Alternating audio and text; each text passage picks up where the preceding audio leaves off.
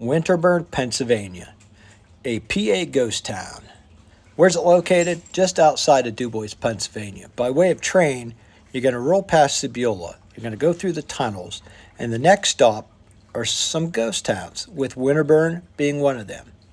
What will you find? Remnants, maybe? Well, let's look and see. Besides an active railroad, which runs right past the exact spot, some of which you'll get to see in the video as I strolled along it, but there's a couple foundations here and there within the thick of the woods, and most of that lies on private property. WinterBurn can be spotted on the 1895 Clearfield County map. WinterBurn was just a typical little company town that shot up around industry, in this case, lumber. In my quest to research ghost towns with not much info, I attempt to look up companies that were a focal point and how things would grow up and expand around those companies.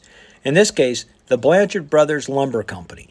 To date that company, we have to consider when WinterBurn first appeared. And we see that there's another business that thrived on lumbers as well and was a participant in that money chain too. The Allegheny Valley Railroad, or any railroad for that matter. But the Allegheny ran right on through several villages, and WinterBurn was one of them.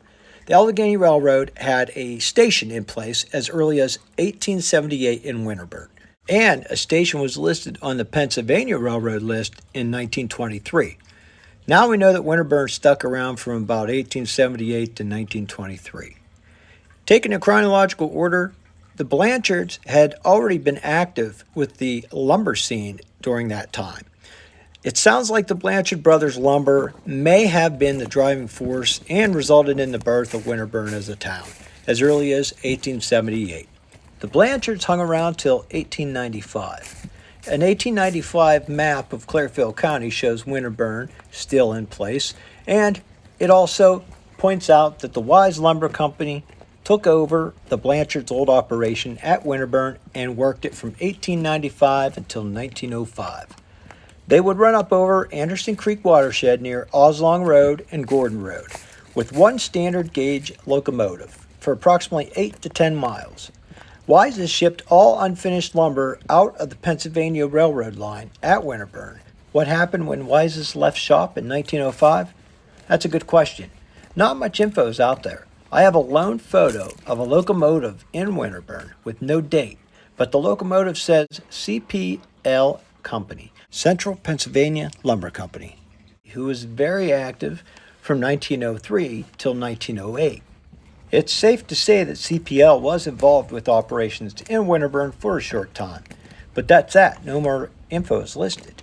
Now we can assume a few things. The Goodyears were an enterprise of two brothers who seemed to have their hand in just about everything. They purchased a tract of land of 3,000 acres from CPL Company, and it was not far from WinterBurn, in Tyler. And the Goodyears ran a mill for some time in that area, some coke ovens, and this was just up the road. I'm sure that some business spilled over to WinterBurn itself, but overall activity dropped. In 1923, the Pennsylvania Railroad has the WinterBurn Railroad Station listed as active. It appears that the main buildings and functions at this little ghost town folded up and moved along between 1923 and 1930, when someone purchased one of the old buildings, the station, and converted it into a camp. We know that frequently when companies leave their little villages or company towns, they'll take the town along with them back then, except for maybe a few buildings here and there.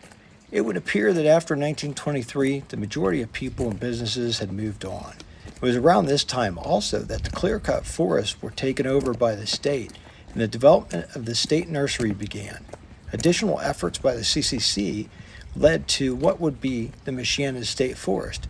As for WinterBurn, a few homes and a few people remained.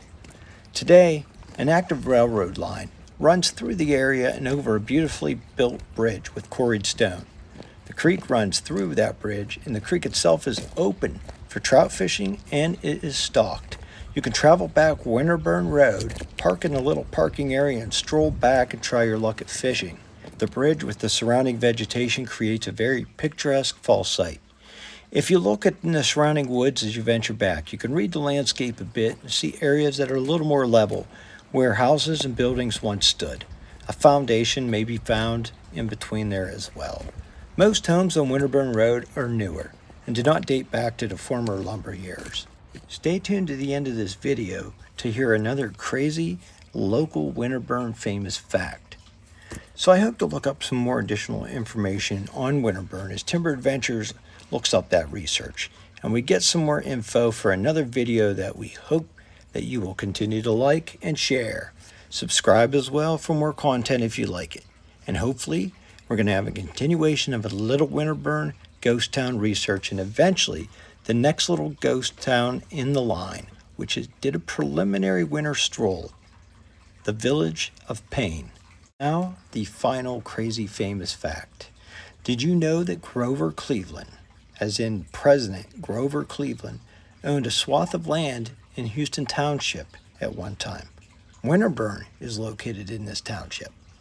Was it land at WinterBurn? Not sure, but it probably was not too far away, and as we probably already know, he purchased it from the Goodyear brothers.